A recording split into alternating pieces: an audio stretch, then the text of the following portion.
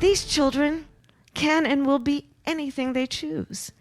And in that way, our future is bright. The Vice President today right here in Connecticut promoting children and families. Kamala Harris visited New Haven and West Haven to promote how the newly passed American Rescue Plan will help child care programs. Tonight at 6, we have team coverage of the VP's visit.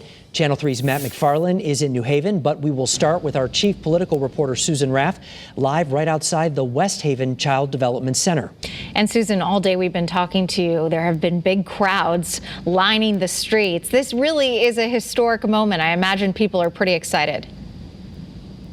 It really is. In fact, Kamala Harris has not been in office long, but she is making Connecticut an important stop. First in New Haven, now here in West Haven. The Vice President and Connecticut's elected leaders feel that this money will help many working families.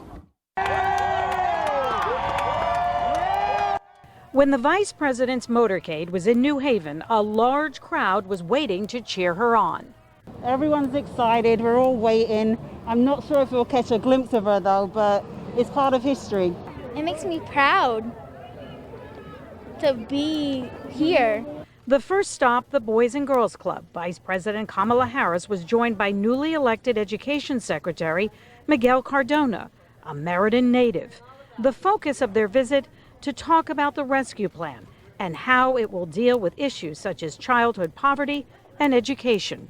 I was raised to understand that the children of the community are the children of the community.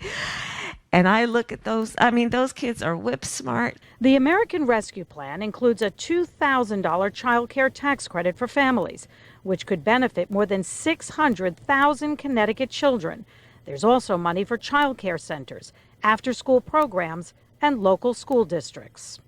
The president and the vice president are on a tour all over the country to say to people that help is here. The vice president's visit is important to many. She's the first African-American vice president. However, people in New Haven say they're hoping things really change. I'm excited that she's the vice president, but we want from Washington, from my congressman, which I love her, but we want that they deliver the service to the poor community. But the vice president certainly has fans here, and a lot of them in Connecticut. Her motorcade just left the daycare here in West Haven. We are told she is now headed to Tweed New Haven Airport. And for many people today, this visit will be remembered for a long time. We are live in West Haven. Susan Raff, Channel 3 Eyewitness News. Yeah, we don't